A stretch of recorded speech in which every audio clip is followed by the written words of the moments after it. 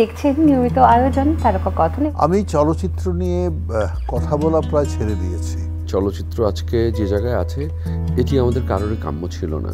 প্রজন্ম থেকে প্রজন্মের একটা পার্থক্য থাকে। জি, এই অবস্থার মধ্যেও যে আমরা সামনে এগিয়ে যেতে চাই। আমি খুব কম কাজ করেছি। You know, going to a place is difficult, but what's more difficult is ওখানে থাকা, সাস্টেইন করাটা। কোনো কাজই কিন্তু সফল হতে পারে না যদি টিম ওয়ার্ক না থাকে। আমি সবসময় ম্যানেজ করে নিতাম আগে থেকে। দর্শক কিন্তু যত কথাই বলেন না কেন আমাদের কাজের সাথে খুব রিলেট হতে চায়। অর্ধেক তার করিয়াছে নারী, অর্ধেক তার নর।